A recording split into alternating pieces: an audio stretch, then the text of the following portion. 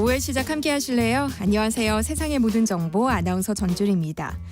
등교하던 여중생에게 무차별적으로 둔기를 휘두른 고등학생이 경찰에 붙잡혔습니다.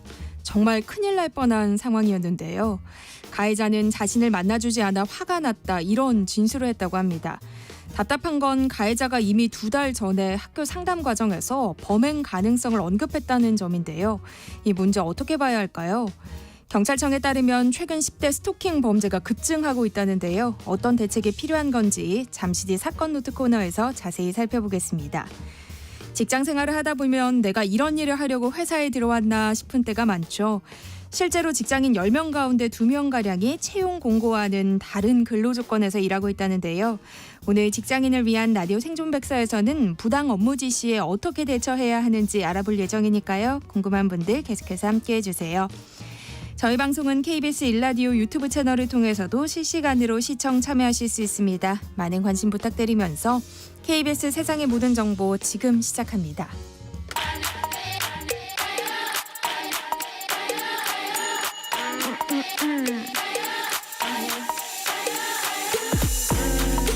혹시 뉴스 빠뜨리셨나요? 한낮에 전해진 소식들 꼼꼼히 정리해드리겠습니다. 오늘의 뉴스, 오늘도 김양순 KBS 기자와 함께합니다. 어서 오세요. 네, 안녕하세요. 네, 전세사기 특별법 개정안이 오는 28일 국회 본회의에서 처리될 전망인데요. 22대 국회 들어서 처음으로 여야가 합의한 법안이에요. 네, 개헌하고 처음이고 또 이 법 참 오래 걸렸습니다. 이게 2017년에 빌라 수백 채를 자기 돈은 한 푼도 안 들이고 사들인 다음에 이 보증금을 받아서 먹튀했던 사건 기억하실 네. 거예요. 이 전세 보증금을 빼돌리면서 피해자들은 전세금 돌려받을 방법도 없고 또 집에서는 쫓겨날 상황에 이르렀는데 이렇게 피해를 받은 사람이 356명이었고요. 피해액이 무려 800억에 달했습니다. 이제서야 이 피해자들 구제받을 수 있게 됐는데요. LH가 이 피해자들이 살고 있는 주택을 경매로 사서 피해자들에게 최대 10년까지 공공임대로 집을 무상 제공하는 내용이 법안에 담겼습니다. 임대료 무상 아니고요. 경매에서 발생한 금액을 임대 지원금으로 활용하는 방식입니다. 10년이 지나서 임대료 지원이 종료된 뒤에도 피해자가 원하면은 공공임대 수준의 임차료를 내고 10년 추가로 그러니까 20년까지 거주할 수 있는데요. 이게 작년에 야당이 민주당 선보상 후회수 먼저 피해자들에게 전세금을 보상해주고 나중에 그거를 경매로 회수를 하자라고 안을 통과를 시켰다가 대통령이 당시에 거부권을 행사해서 파기가 됐었는데요. 이번에는 여야가 조속하게 합의를 목표로 해서 피해자들을 구제 먼저 하자라고 해서 구제 받을 수 있게 됐습니다. 네. 어제 관련 소식 전해드렸었는데 여야 대표회담이 난항을 겪고 있다고요. 네, 신경전이 있다라고 말씀드렸었는데 네. 시간과 장소는 정해졌는데 역시 의제 조율 그리고 진행 방식으로 신경전 계속되고 있습니다. 예, 국민의힘이 대표회담 전체 생중계하자. 라고 먼저 이야기를 꺼내 들었어요.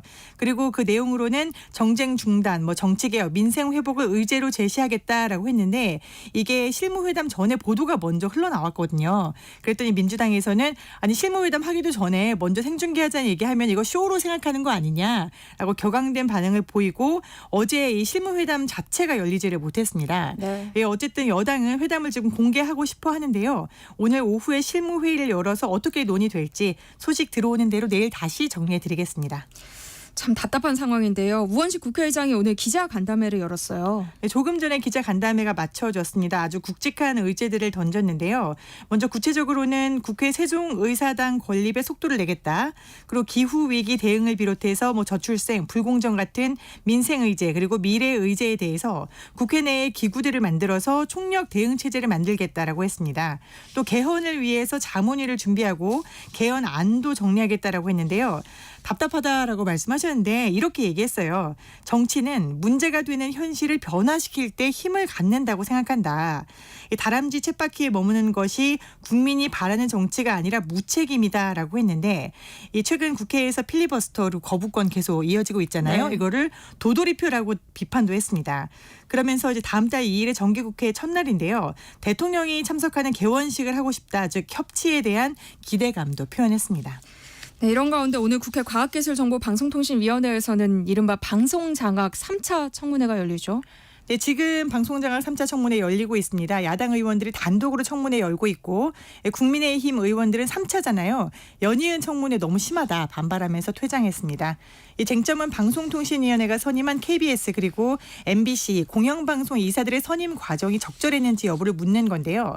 당사자인 방통위 이진숙 위원장은 탄핵 소추된 상태잖아요. 참석하지 않았고요. 네. 직무대행을 맡고 있는 방통위 김태규 부위원장 역시 참석 거부했습니다. 김태규 위원장은 지난 2번의 청문회 끝난 다음에 기자회견하면서 청문회가 사또 재판이다. 이거보다 못하다라고 의원들을 맞고소하겠다라고 거세게 항의하기도 했는데요. 이 앞서 말씀드린 쟁점에서 공영방송 이사 선임하려면 원래 방통위의 핵심이 5인으로 구성된 협의체제에서 의결을 해야 되는 겁니다. 근데 이게 안 됐기 때문에 민주당 측에서 문제를 삼고 있는 거고요. 근데 오늘 지금 최민희 과방위 위원장이 민주당이 방통위원 선임 절차에 들어가겠다.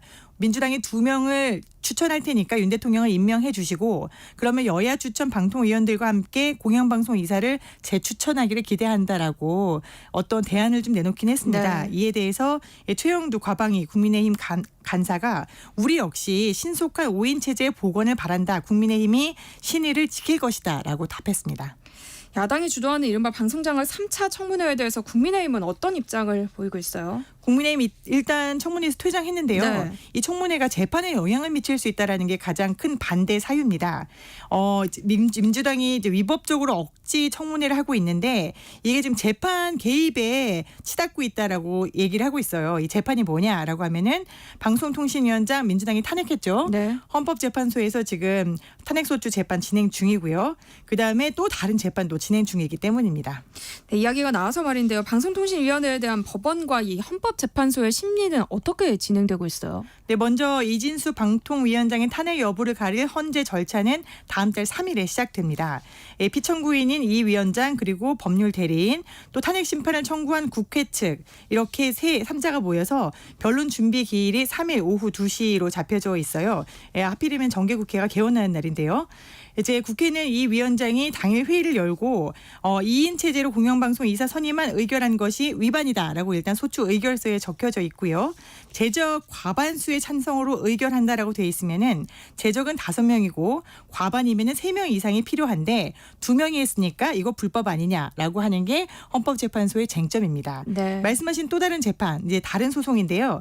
이 방통위가 이렇게 불법적이라고 주장되는 절차에 의해서 MBC 이사들, 박문진 이사들을 임명했는데요. 여기에 대한 임명 효력 집행 정지 사건이 진행 중입니다. 이거는 빨라요. 다음 주 월요일 26일에 서울행정법원이 결론을 낼 예정인데요.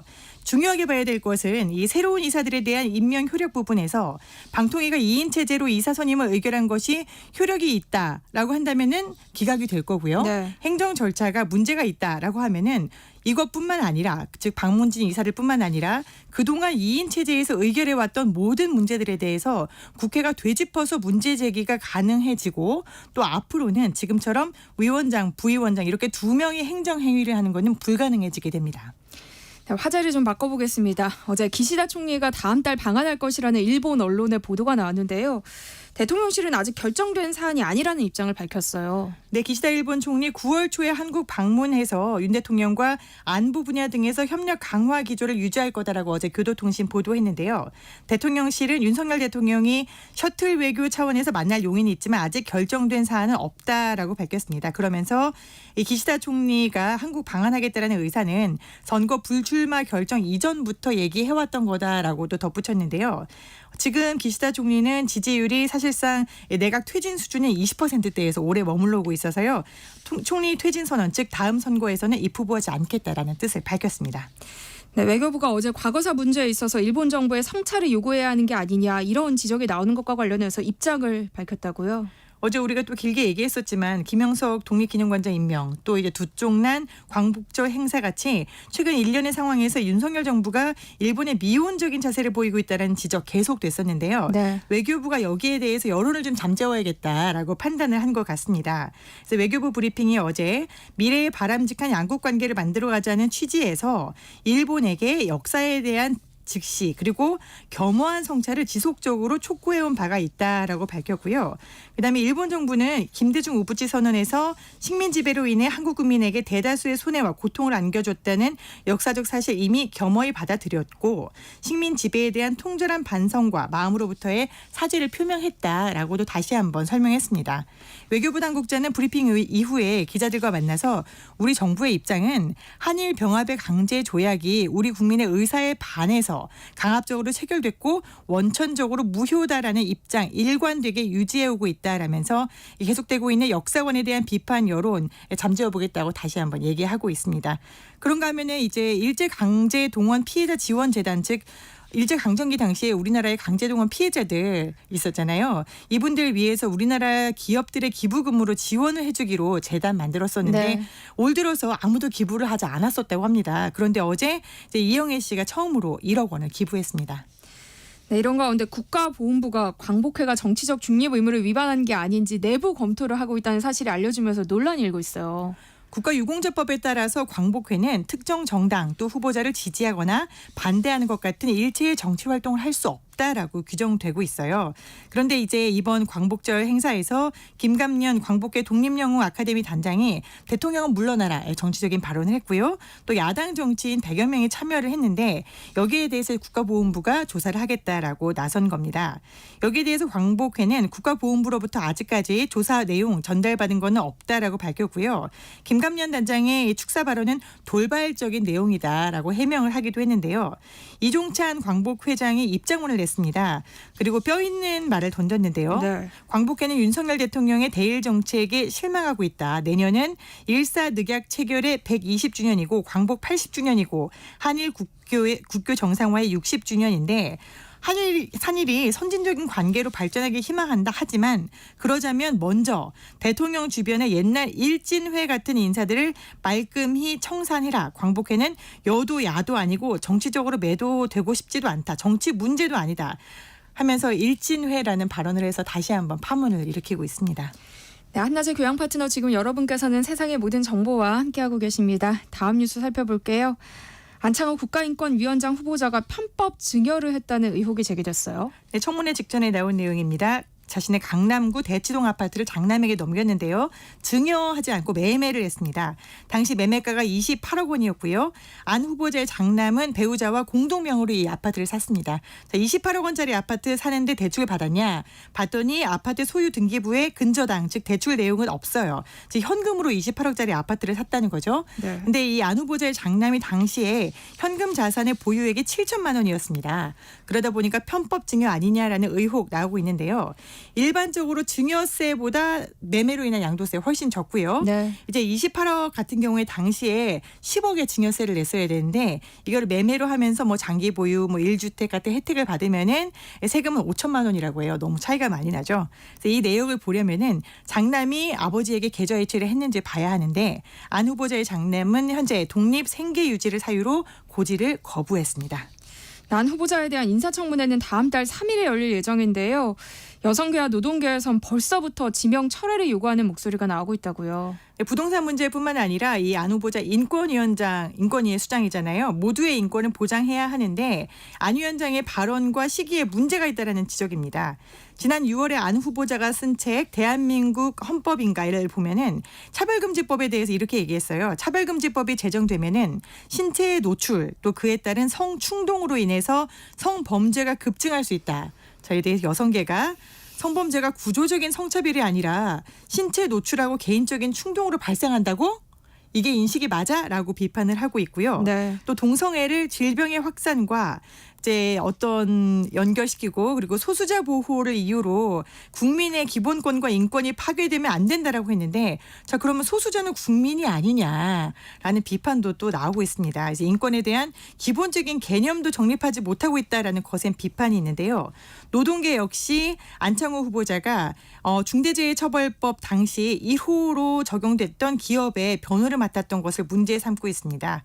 당시에 이 회사가 화학물질이 대량 누출되면서 16명의 노동자가 급성 중독됐었는데 안창호 변호사가 1심 변호사로 소송을 이끌었고 또 중대재해법이 위헌이라고 위헌법률, 심판법률까지 이끌었다라면서 역시 노동자들의 인권 인식에 문제가 있다라고 비난하고 있습니다. 네, 그런가 하면 김문수 고용노동부 장관의 과거 발언이 재조명되면서 논란이 일고 있는데요. 이게 무슨 이야기예요? 네, 김문수 장관 후보자 워낙 정치활동 오래 하신 분이다 보니까 발언들이 다 남아있어요. 근데 자극적으로 쓴 이야기들이 많다 보니까 야당이 후보자 지명 철회까지 요구하고 있는데요. 가깝게는 지난해 9월 대구에서 열린 청년들과의 소통 콘서트입니다. 인구절벽 문제를 얘기하면서 이렇게 얘기했어요. 젊은이들이 서로 사랑하지 않고 개만 사랑하고 결혼도 안 하고 애도 안 낳는다. 젊음은 뜨겁게 사랑하는 건데 애를 낳아서 키울 줄 알아야지 개를 안고 다니는 게 어떻게 행복이냐. 네, 여기에 대해서 이제 민주당 이용호 의원이 문제 제기했습니다. 저출생 근본 원인이 뭔지 알고 있냐. 반려견을 사용해서 사랑하기 때문에 애를 안 낳는 거다.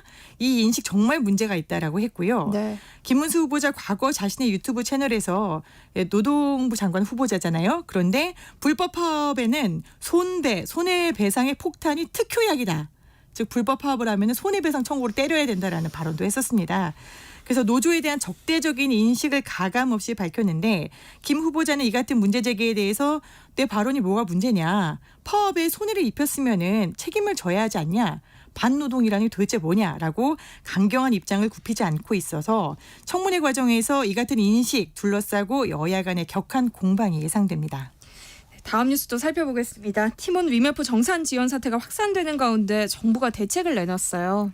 이제 문제는 팀온 위메프에 이어서 연속적으로 이 이커머스 즉 전자상거래에서 도미노로 무너지면은 이 플랫폼이 정산을 못 해주면은 입점해 있는 판매사 또 협력사 배송업체 또 소비자 또 환불까지 다 연쇄적으로 흔들리게 되잖아요. 네. 그렇기 때문에 정부가 지원에 나섰는데요. 직접 지원 아닙니다. 왜냐하면 세금으로 이걸 지원할 수는 없으니까요. 그래서 소상공인 시장진흥공단 또 중소벤처기업진흥공단 같이 정부가 가지고 있는 어떤 산하기관을 통해서 대출을 해주는 겁니다. 정산을 받을 때까지 우리가 그 돈을 대출해 주겠다. 그리고 지금까지 갖고 있는 대출 그리고 보증에 대한 것도 만기 연장을 해주겠다. 그러면은 정산을 받을 수 있을 때까지는 버틸 수 있지 않겠냐라는 얘기고요. 또 일반인이나 소비자들이 사뒀다가 휴지 조각이 된 상품권 또 상품에 대해서 359억 정도가 피해액인데요. 이것도 환불이 완료됐습니다. 남은 거는 숙박 또 여행 8월에 여행 항공권이 많았잖아요. 네. 여기에 대한 피해자들 남아 있는데요. 이 안타까운 게 대부분 이 소셜 커머스 이용하시는 분들이 한 푼이라도 아껴보겠다고 부지런하게 산 거거든요. 정부에서 이거 어떻게든지 해결해 주겠다라고 지금 절치부심하고 있습니다. 네, 오늘의 뉴스 여기까지 하겠습니다. 김양순 KBS 기자와 함께했습니다. 고맙습니다. 네, 고맙습니다. KBS 1라디오 세상의 모든 정보 함께하고 계신 지금 시각은 12시 37분입니다. 이 시각 교통정보 알아봅니다. 빗길에 도로 위로는 사고 구간이 꾸준히 많습니다. 경부고속도로 서울 방면으로 안성 부근 2차로에서는 사고가 나면서 부근으로 차량들 서행하고요. 반대 부산 쪽으로 영남권 경산나들목 진출램프 2차로에서도 사고를 처리하고 있습니다. 수도권 제1순환고속도로 판교에서 일산 쪽으로 판교 분기점 부근 3차로에서는 고장난 차를 처리하고 있어서 성남나들목부터 정체고요. 더 가서 자유로 부근 1차로에서는 낙하물을 처리하고 있습니다. 청주 영덕고속도로 영덕 쪽으로 문희 1터널 2차로에서도 사고를 처리하고 있어서 이 일대 4km 구간에서 정체입니다. 호남고속도로 천안 쪽으로 순천 2터널 부근 2차로에서도 사고가 났고요. 반대 순천 쪽으로 순천휴게소 부근에서도 2차로를 막고 사고를 처리하고 있습니다. 서울시내 강변북로 일산 쪽으로 성수분기점에서 동부간선도로로 이동하는 램프 구간 2차로에서도 사고가 났습니다. 내부순환로 성산대교 쪽으로 마장램프 부근에서도 사고가 나면서 현재 전차로를 막고 처리하고 있습니다. KBS 교통정보센터에서 김민희였습니다. 세상의 모든 정보는 청취자분들의 관심과 참여를 기다립니다. 방송 들으시면서 궁금한 점이 있거나 의견 공유하고 싶은 분들 계시면 문자 보내주세요. 추첨을 통해 모바일 쿠폰 보내드리겠습니다. 참여하실 번호는 샵 9730이고요. 짧은 문자 50원, 긴 문자 100원의 이용료가 부과됩니다. 콩 게시판을 통해서는 무료로 참여하실 수 있고요. KBS 1라디오 유튜브 채널을 통해서도 실시간으로 시청 참여하실 수 있습니다. 꼭 알아야 할 정보를 알기 쉽게 전달해드리는 세상의 모든 지식.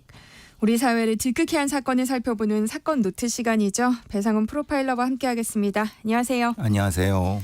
네, 오늘 살펴볼 사건은 지난 19일에 있었던 사건이에요. 예, 사실 조금 충격적인 사건인데요. 네. 안산 상록경찰서에 관할해서 되는 건데 고등학생이 가해자고요. 현행범 체포됐는데, 그러니까 이제 오전 8시 좀 지난 시간에 중학교 부근에서 등교하던 다른 피해자의 머리를 이제 둔기로 내리치고 네. 뭐 이제 다치게 한 혐의인데 상당히 심각한 부분이었습니다. 왜냐하면 뒤쫓아가고 뭐 기습적으로 뭐 하고 사실 굉장히 심각한 폭행이 이루어졌는데, 문제는 요 중간에 행동 전이가 일어났다는 겁니다. 말하자면은 어떤 형태의 행동을 하다가 그 다음에 약간 쉼이 있다가 다시 달려들었고, 요건 상당히 중요한 부분, 이제 나중에 설명을 잠깐 드리겠지만은 네. 어쨌든 현행범이 체포됐고 다행히 피해자분은 생명에 지장이 없었는데, 문제는 이 가해자 범인이 가방이 있었는데 네. 다른 종류의 흉기가 많았고 유서가 있었다는 거예요. 죽겠다 이런 얘기하는 유서를 썼다고 하는데, 실제로 왜 그랬냐 그랬더니 실제로는 살해 의도가 있었다 이런 얘기도 하는 거 보니까 상당히 위험한 상태였을 수 있겠다. 네. 예. 그러니까 가해자는 고등학생이었던 거고 피해자는 여중생이었던 거잖아요. 그렇죠. 예. 하나의 스토킹 범죄인 건데, 그러니까 말씀하셨지만 지난 3월에 이미 스토킹 피해 신고가 접수된 상태였다면서요. 그런데 왜 사전에 막지 못했던 거예요? 그러니까 이게 지금 이게 결과적으로 보면 이제 스토킹이고 스토킹이 예방이 되지 못한 상태인 네. 거죠. 이거 지금 제가 설명드리고 보면 되게 황당하실 겁니다. 왜냐하면 지난 3월 31일 날 그 피해자의 아버지로부터 그 가해자, 그러니까 스토커가 지속적으로 이제 뭔가 거부해서 불구하고 계속 스토킹을 한다라고 했는데, 문제는 그 가해자의 이름은 알았는데 연락처를 모른다고 입건조차가 되지 않은 거예요. 네. 되게 좀 저도 이게 좀 왜 그럴까는 좀 조금 의문이 드는데, 그래서 경찰은 그 피해자 쪽에 고소 절차만 안내하고 마무리 진 거예요. 이게 이제 이게 별개 하나고, 이 가해자는 6월 27일 날 본인의 상담 교사한테 이런 얘기를 한 거예요. 그 비양한테, 피해자한테 내가 그 죽이고 자기도 그때 선택을 하겠다라고 하는 별개의 상담이 있어갖고 SPO라고 하는 학교 전담 경찰관이 이거 큰일 났다라고 해갖고 그 피해자한테 스마트워치라 이런 거 지급할 부분에 대한 요청을 했는데, 네. 그러니까 얘기를 했는데 지급 신청을 하지 않은 상태에서, 그래서 이제 학교 전담 경찰관은 그 가해자를 일종의 보호 입원, 그러니까 보호자의 동의하에 입원토록 하고 한 20일 정도를 입원하고 퇴원한 후에 바로 이 사건이 생긴 겁니다. 그러니까 앞에 말하는 네. 피해자의 신고하고 이 상담한 건 별개입니다. 그러니까 이게 사실은 이게 합쳐졌어야 되는 거죠. 그렇죠. 두 개의 사건을 함께 알고 있지 못했던 거군요. 그렇죠. 경찰에서 알고 있지 못한 거죠. 아. 그러니까 이게 스토커로 계속된 건지 경찰에서 이걸 파악을 못하고 있는 상태에서 네. 학교 전담 경찰관은 이 아이가 상당히 위험하니까 보호 입원 시켜야 되겠다고 했는데 그게 이제 안 올라가 있었던 거죠. 네. 그러니까 이게 이제 문제라는 겁니다. 그러다가 퇴원을 한 다음에 20일 정도 그 다음에 공격을 한 거예요. 어쨌든 퇴원 조치는 됐었다는 거잖아요. 그런데 이제 입원 조치는 됐다는 얘기잖아요. 근데 입원했다가 퇴원을 하면서 이제 다시 범행을 저질렀다는 얘기인데, 그렇죠. 근데 이 입원 조치라는 게 본인이 퇴원하겠다 이러면 퇴원이 되는 거예요? 그러니까 강제로 하기가 어려운 부분인 겁니다. 물론 이제 이건 보호 입원입니다. 네. 그러니까 동의 입원이라고 하는 건 자기가 진짜 동의하면 되는 거고, 보호 입원은 보호자가 하면 되는 거고, 네. 행정 입원이 있고 이렇습니다. 근데 이거는 보호자가 보호자의 동의하에 했는데 아버지니까 자기 자식이 나가겠다고 계속 때를 쓰니까 그 위험도를 판단을 못한 거죠. 아버지니까. 네. 그러니까 이거를 왜 아버지의 자의적 판단에 맡겼느냐, 이게 이제 문제가 되는 거죠. 그리고 SPO 학교 전담 경찰관은 이 가해자가 상당히 위험하고 만약에 퇴원했을 경우 피해자한테 직접적으로 공격성이 생긴다는 걸 SPO는 알았을 수 있는데 네. 퇴원하는 것도 잘 몰랐을 것이고 모르는 상태에서 이 가해자는 바로 피해자한테 가서 공격을 한 겁니다. 그럼 학교 전담 경찰관이 입원 기간을 늘리거나 할 수 있는 권한이 없는 아예 거죠? 없죠. 그래서 얘기 나누는 게 그겁니다. 사법 입원이 생겨야 된다고 하는 게 그겁니다. 우리는 지금 행정 입원이라든가 보호 입원이라든가 이런 건 있는데 이것 때문에 뭘 할 수 있는 권한이 없고 네. 데이터베이스가 없는 겁니다. SPO가 모르는 거죠. 이 SPO는 사실은 이 스토커 피해자가 그랬다는 거를 사실은 데이터가 영동이 안 되는 겁니다. 그렇죠. 이미 아버지가 경찰에 신고를 했고 스토킹 피해를 입었다는 사실을 이전에 있었다는 것도 그렇죠. 몰랐기 예, 그렇죠. 때문에. 그렇죠. 거죠. 그런데 10대 스토킹 범죄가 갈수록 심각해지고 있다고요. 스토킹 처벌법이 시행된 게 2021년 이제 3년 이제 되는데요. 그때 19세 미만에 대한 건 그때 이제 뭐 2021년도에는 시행되지 바로 안 됐기 때문에 8명. 이게 2022년 162명, 2023년 249명. 그러니까 폭증하고 있는 거죠. 네. 물론 이제 없었던 게 생긴 게 아니라 있었는데 지금 파악을 하고 있는 거라고 하니 상당히 위험한 부분은 뭐냐면은 성인에 비해 위험한 건 10대들은 그 피해자들이 이걸 심각하게 생각하지 못한다는 겁니다. 피해자가 말하자면 뭐 여중생이나 아니면은 뭐 여자 초등학생이나 이런 수 있지 않습니까? 이게 도대체 어떤 혐의였는지를 인지를 못하는 거죠. 근데 가해자들은 뭐 남자 고등학생이거나 남자 중학생이거나 이렇게 되면 네. 예를 들면 주로 그렇기 때문에 공격성은 이만큼 올랐고 몸도 크고 흉기도 가지고 다니는데 피해자들은 도대체 자기가 어떤 위험에 처해 있는지를 모르는 거예요. 성인 피해자분에 되는 어떤 스토킹의 피해분들은 위험을 알잖아요. 보도를 통해서도 알고. 네. 사실 그게 위험하다는 겁니다. 사실 그래서 이런 어떤 그리고 특히 이제 그 청소년들은 청소년기의 독특한 특성들 소위 말하는 이런 그 공격성이 높은 다른 상태. 좀 뭐 감정적일 수 있지. 있을 수 이렇게 있죠. 생각하는 게 있겠죠. 근데 그게 스토커의 공격성이라는 것을 많은 사람들이 간과한다는 겁니다. 그러니까 고등학생이 뭐 그냥 뭐 불끈하니까 그럴 수 있지라고 생각하지만 사실은 건 범죄성인 거죠. 네. 근데 그거를 SPO가 정확히 구분할 수가 있느냐? 왜냐? 스토킹 전담 경찰관이 법상에 의하면 만들어져야 되거든요. 네. 법상에. 그러니까 지금 상반기에는 103명밖에 없습니다. 전국에. 그럼 그게 경찰서 하나에가도 없는 겁니다. 그러니까 이걸 어떻게 해야 되느냐? 그리고 그 말하자면 스토킹 전담 경찰관도 대체적으로 사후 모니터링 중심이고 계도 중심이고 네. 전문성도 사실 조금 떨어지는 것은 이게 지금 어느 단계인지에 대한 공격성의 판단을 정확히 해서 그것을 가지고 보호자한테 이건 보호 입원 시켜야 됩니다. 행정 입원 시켜야 된다. 이렇게 하기가 지금 애매하고 이런 네. 상태라는 거죠. 그러니까 이번 사건은 사실 피해자가 목숨을 잃을 수도 있었던 정말 위험한 사건이었잖아요. 처벌을 강화해야 한다 이런 얘기도 나오고 있는데요. 가해자는 처벌 수위를 어느 정도 받을까요? 글쎄요. 이게 지금 상황으로는 사실은 뭐 3년 이하 정도인데 현실적으로 이 경우를 실형을 줄 수 있을까라는 초범이니까요. 네. 그렇죠. 그러니까 대체적으로 뭐 그리고 소년범이지 않습니까? 그럼 소년범의 초범이면 실형 나오는 건 실제로 심각한 상해가 아니면 네. 그건 뭐 거의 불가능할 거기 때문에 조배숙 의원 같은 경우 국민의힘 의원은 조금 가중하자라는 얘기도 나왔는데 저는 사실 뭐 이 말씀도 좀 동의하지만은 문제는 이게 처벌로 해결되는 왜냐하면 이건 청소년들이거든요. 네. 그러니까 뭔가 조금 더 주도 면밀하게 좀 관찰해 갖고 예방해야 되는 어떤 계획을 세워서 해야 되는데 처벌부 얘기부터 나오면은 앞에 거는 빼버리고 처벌 얘기하면 이게 되느냐 이 말입니다. 그래서 걱정이라는 거예요. 다음 사건 또 살펴보겠습니다. 서울 잠실 야구장 야외 주차장에서 여성을 납치하려다 달아난 남성이 경찰에 붙잡혔어요. 이게 진짜 대낮에 그러니까요. 야구장의 주차장에서 그것도 서울 한복판에서 이게 말이 되느냐. 실제로 근데 이런 일이 있었어요. 10일 오후 물론 조금 늦은 시간 9시 30분이지만 아시다시피 야구 경기가 그때쯤 끝나지 않습니까? 사람들이 쫙 나오는데 네. 그런데 어떻게 납치 시도가 가능하느냐? 그러니까 차량집을 정리하는데 여성이 입을 막고 납치하려는데 그 피해자분이 저항해서 사실은 뭐 성공하지 못한 그러니까 실패한 다행이죠.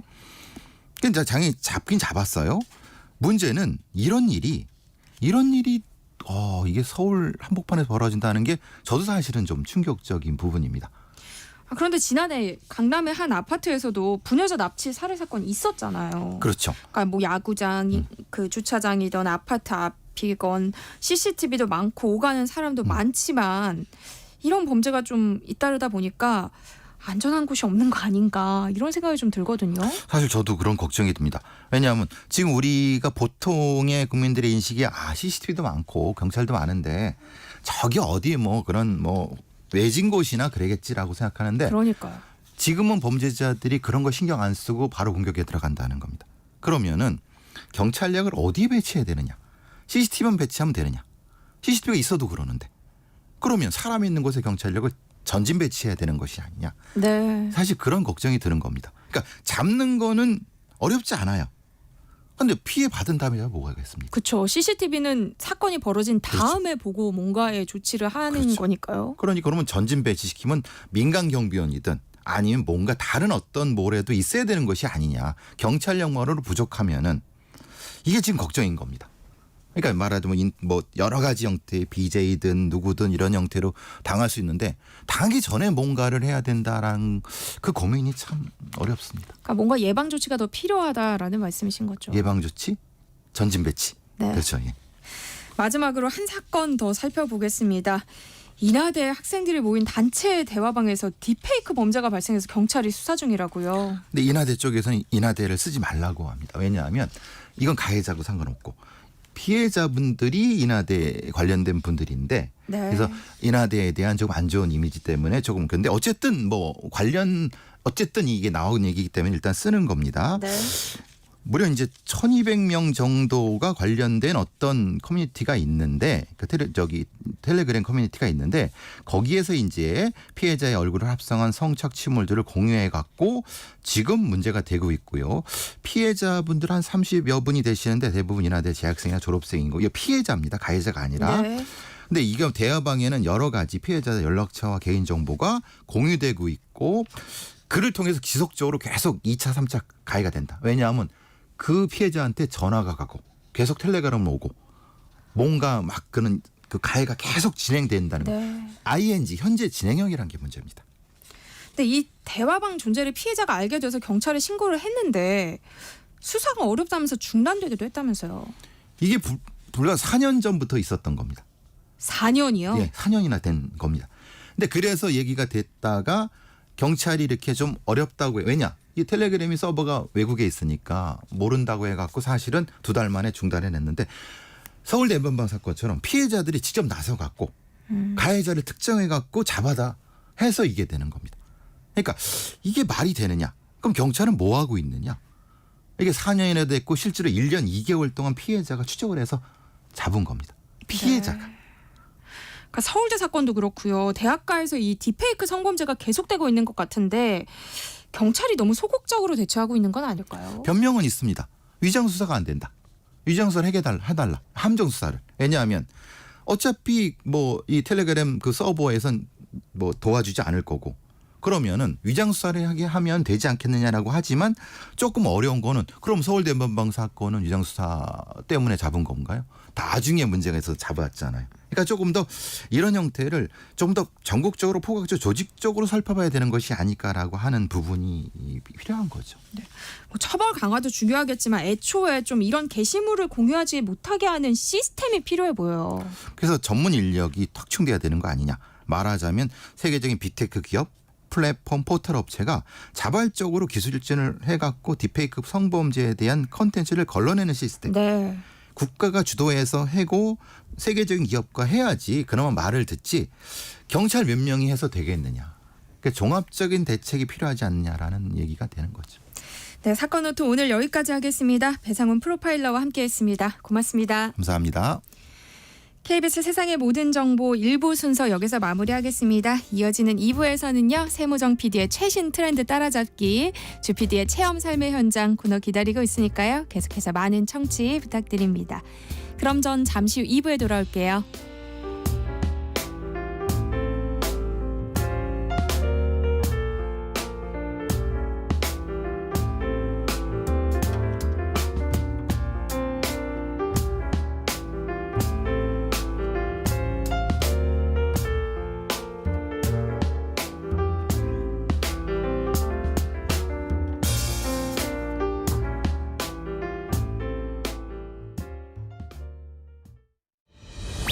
8월 22일 오후 2시 공습 대비 민방위 훈련을 실시합니다. 공습 경보가 울리면 가까운 대피소로 대피하고 일부 통제되는 도로 구간에서 운전 중인 차량은 경찰의 지시에 따라 도로 오른쪽에 정차한 후 라디오 방송을 청취합니다. 적극적인 참여가 당신과 가족을 지킵니다.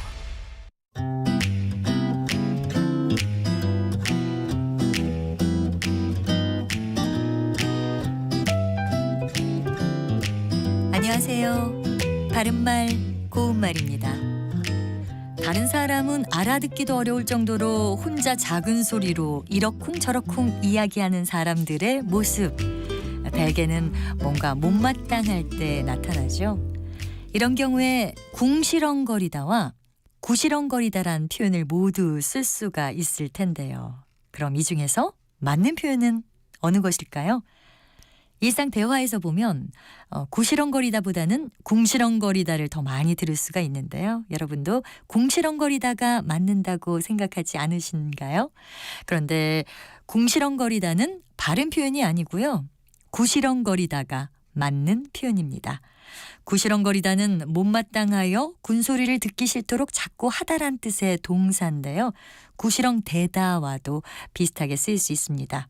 그리고 간혹 궁시렁궁시렁 하다 같은 형태로도 많이 사용하고 있는데 이거 역시 구시렁구시렁 하다가 맞는 표현입니다. 구시렁을 2번 반복해서 구시렁구시렁이라고 하면 못마땅하여 군소리를 듣기 싫도록 자꾸 하는 모양을 가리키는 부사가 됩니다. 그래서 나지막한 소리로 구시렁구시렁 중얼거린다 이런 표현을 쓸 수 있습니다. 참고로 이 경우에는 뒤에 거리다나 대다를 쓰지 않고요. 보통 하다를 붙여서 구시렁구시렁 하다라고 말한다는 것도 함께 알아두시면 좋겠습니다. 바른말 고운말 아나운서 변희영이었습니다.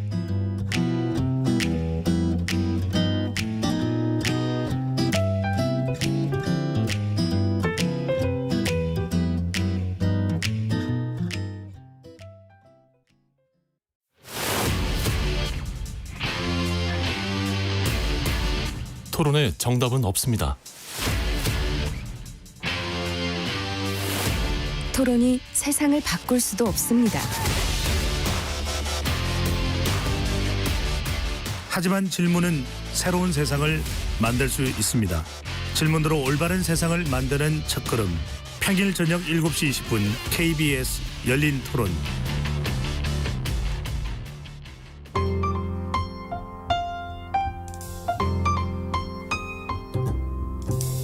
어떤 하루 보내고 계신가요? 눈코 뜰 새 없이 바쁘게 지나가는 한 주. 월요일부터 금요일, 매일 밤 10시부터 12시까지는 오롯이 당신만을 위한 시간입니다. 당신을 위한 지식 쉼터. 오늘 밤 일라디오.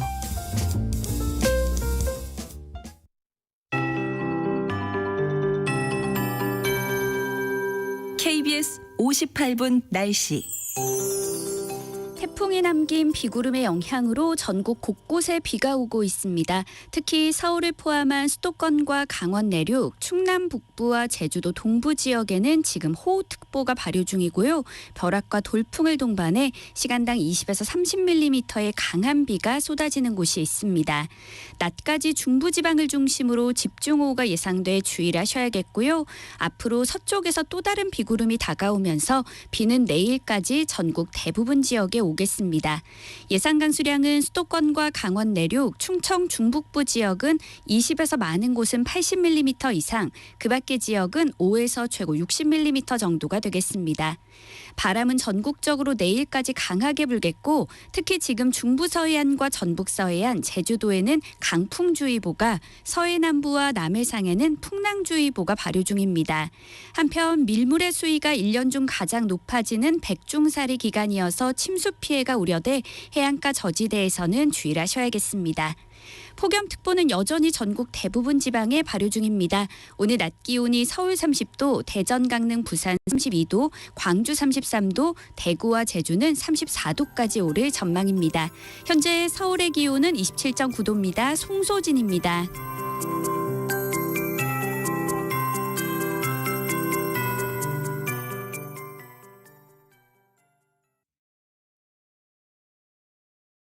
정성을 다하는 국민의 방송 KBS가 한시를 알려드립니다. AM 711kHz, FM 97.3MHz, KBS 1라디오입니다. HLKA.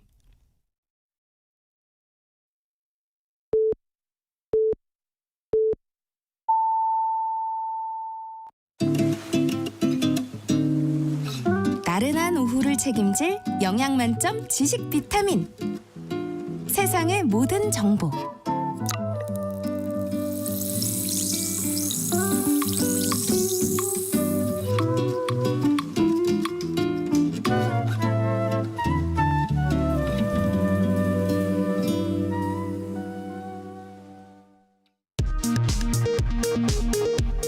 이 시각 라디오 정보센터 뉴스입니다.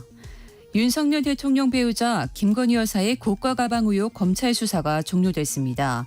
수사팀은 무혐의로 결론을 내린 것으로 알려진 가운데 내일 이원석 검찰총장에게 보고가 이뤄질 것으로 보입니다.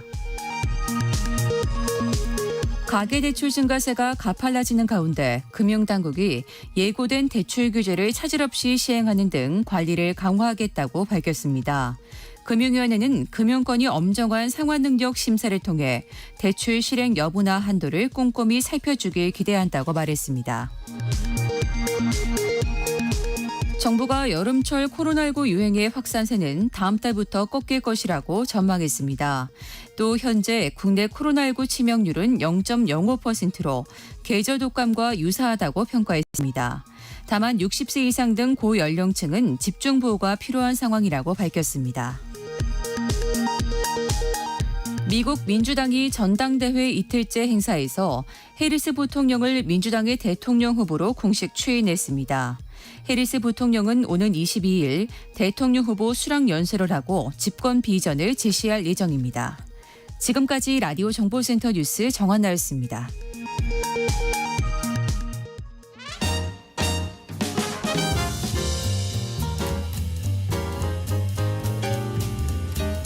방송통신위원회와 시청자 미디어재단이 제4회 팩트체크 전국대회를 개최합니다. 넘쳐나는 가짜뉴스, 허위 정보를 시민들이 직접 검증하는 장이 열리는 건데요. 만 13세 이상이면 누구나 3명 이상의 팀 단위로 참여 가능하다고 하니까요. 시청자 미디어재단 홈페이지에서 자세한 내용 확인해주세요.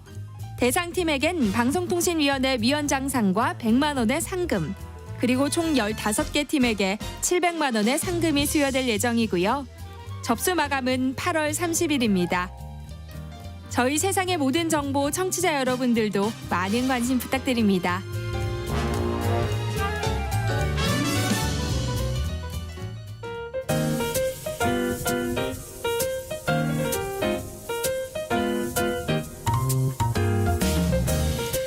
정신없이 바쁜 하루, 지금 우리 주변에서 벌어지고 있는 사건 사고 소식들 한숨 돌리며 살펴보시죠. 하프타임 뉴스 임선우 뉴스캐스터와 함께합니다. 안녕하세요. 안녕하세요. 네, 날씨 소식부터 살펴볼까요? 태풍 종다리가 예상보다 일찍 약화됐지만 집중호우와 강풍은 여전히 주의해야 한다고요. 네, 오늘 나가실 때 크고 단단한 우산 챙기셔야겠습니다. 9호 태풍 종다리는 소멸했지만 태풍이 남긴 비바람이 중부지방을 중심으로 강한 비를 뿌리고 있는데요. 수도권과 강원 충남에는 호우특보가 내려졌고 일부 호우경보도 발효 중입니다. 오늘 하루 동안 수도권을 비롯해 중부지방 곳곳에서 80mm 이상의 많은 비가 더 내리겠고요. 그 밖에 전국에도 5에서 60mm 양이 예상됩니다. 한편 무더위도 계속되겠습니다. 현재 전국적으로 폭염특보가 이어지고 있고요. 절기처서인 내일도 전국 곳곳에서 비가 내리겠지만 당분간 무더위의 기세는 계속되겠습니다. 태풍 종다리의 영향으로 밤사이 많은 비가 내리면서 곳곳에서 피해가 발생하기도 했어요. 네, 전국 곳곳에서 크고 작은 피해가 발생했습니다. 경남 양산에서는 토사 유출이 발생하기도 했고요. 울산 원산교차로 일성 사거리 등에서 차량 16대가 물에 잠기기도 했습니다. 삽시간에 승용차 절반 높이까지 빗물이 차오르면서 미처 탈출하지 못한 운전자들이 한때 차량에 갇히기도 하는 아찔한 상황도 있었고요. 경남 고성군 삼천포 화력발전소 선수 앞 바다에서는 어선 한 대가 조업을 마치고 입항하다 침수되기도 했는데 다행히 선원들은 모두 구조됐습니다. 그런가 하면 태풍이 지나간 제주에서는 항공기와 여객선 운항에 차질이 빚어지기도 했고요. 종다리가 중부지방으로 오면서 많은 시민들이 천둥번개에 잠을 설치기도 했습니다. 네, 태풍 종다리에도 무더위는 계속되고 전력 수요도 증가하고 있는데요. 크고 작은 정전 사고도 잇따르고 있어요. 네, 지난 월요일 서울 노원구의 한 아파트에선 300세대가 정전 피해를 겪었는데요. 일주일도 안 된 사이 벌써 두 번째입니다. 밤까지 이어진 더위에 3시간 반 동안 전기가 끊기자 집 밖으로 대피한 주민들도 많았는데요. 지난 13일에도 전기가 한 차례 끊겼었는데 연달아 정전이 발생하면서 주민들은 불안감을 감추지 못했습니다. 2017년 입주한 새 아파트인데도 불구하고 하루가 멀다 정전 사고가 나고 있는데 서울의 다른 노후 아파트는 상황이 더 심각합니다. 1970년대 후반 입주한 서울 잠실의 한 아파트에선 에어컨 사용을 자제해달라는 안내방송이 하루에도 몇 번씩 나오고요. 정전 우려 때문에 입주민들에게 8월에 휴가를 가달라는 안내문까지 붙였습니다. 1991년 이전에 지어진 아파트는 세대별 전력 설계 용량이 1kW 수준이지만 최근 출시된 벽걸이 에어컨 한 대만 해도 소비 전력이 0.8kW 이르는 만큼 노후 아파트의 변압기가 요즘 가전제품의 전력 사용량을 감당하지 못하는 건데요. 이 때문에 입주 25년이 넘은 단지의 정전 발생률은 15년 미만에 비해 7.4배나 높다고 하는데 그 피해는 고스란히 주민들에게 돌아가면서 이중고를 겪고 있습니다. 테슬라 전기차 돌진 사고가 연달아 발생했는데요. 운전자는 급발진을 주장하고 있다고요. 네, 지난 20일 새벽 서울 송파구 주택가에서 60대 대리운전기사가 몰던 테슬라 차량이 주택가로 돌진하는 사고가 발생했습니다. 다행히 인명피해는 없었지만 주차된 차량과 담벼락을 잇따라 들이받았는데 모두 8대 차량과 주차장 기둥이 부서졌습니다. 사고 충격에 주택가 담벼락은 허물어져 내렸고 피해 차량 중 한 대는 바퀴 한쪽이 빠지기까지 했는데요. 굉음에 잠에서 깬 주민들은 사고 현장을 보고 아연질색했습니다. 사고를 낸 대리기사는 손님의 차를 주차하다 사고가 났다며 차가 갑자기 급발진했다고 주장했는데요. 조사 결과 음주나 마약을 한 정황은 발견되지 않았다고 합니다. 불과 지난주에도 용인에서 테슬라 전기차가 카페로 돌진해 10여 명이 다치는 큰 사고가 있었는데 전문가들은 전기차에 장착된 원페달 드라이빙 기능으로 인한 오조작 가능성을 확인해봐야 한다고 입을 모읍니다. 앞선 사고도 그랬고 가속 페달에서 발을 떼는 것만으로도 감속이 되는 기능이다 보니까 가속과 브레이크 페달을 헷갈렸을 수도 있다는 건데요. 현재 경찰은 급발진과 차량 결함, 운전 미숙으로 인한 사고 가능성을 모두 조사하고 있습니다. 요즘 전기차 화재 사고로 시끌시끌한데요. 배터리가 달린 킥보드와 자전거 화재도 급증하고 있다고요. 네, 이달 초 있었던 벤츠 전기차 화재 발화점도 배터리였죠. 올해 발생한 전기차 화재 24건 중 절반 이상인 13건이 배터리에서 시작됐을 정도로 배터리는 화재 취약 요소로 꼽히는데요. 그런데 문제는 대용량 배터리가 달린 전기차뿐만 아니라 소형 배터리를 장착한 개인형 이동장치에서도 화재가 급증하고 있다는 겁니다. 전기차를 제외한 배터리 화재 건수는 2019년 51건에서 지난해 612건까지 4년 만에 12배 급증했는데요. 그중 전동 킥보드 화재는 114건으로 같은 기간 2.5배 늘었고 전기자전거 화재는 42건으로 21배나 뛰었습니다. 전기 오토바이 화재도 지난해만 9건 발생했고요. 바로 어제도 서울의 한 빌라에서 충전 중이던 전기자전거에 불이 나 대형 화재로 번질 뻔한 아찔한 상황이 벌어지기도 했습니다. 화재도 화재지만 더 큰 문제는 정부나 지방자치단체가 개인형 이동장치 보급률에만 신경 쓰느라 정작 안전에 필요한 보상이나 관리 지침 체계가 마련되지 않았다는 점인데요. 최근 전기차 화재 관심이 높아지면서 전기차 관련 배터리 사고 대책은 쏟아지고 있지만 개인형 이동장치 화재는 전혀 관심을 받지 못하고 있는 실정입니다.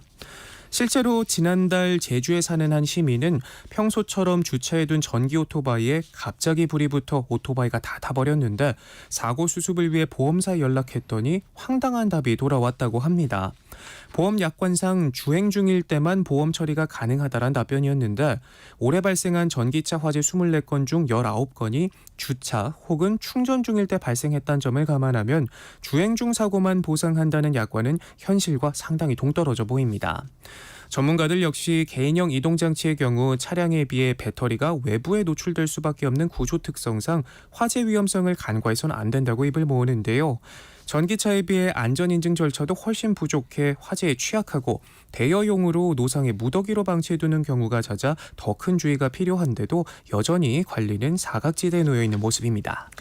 다음 소식 살펴볼게요. 교도소 수용 인원은 날이 갈수록 늘어나는데 반대로 교정 공무원 수는 줄어들면서 교도소가 무법천지가 되고 있다고요. 네, 턱없이 부족한 인력에 교도관들은 그저 화풀이 대상으로 전락할 만큼 상황이 심각하다고 하는데요.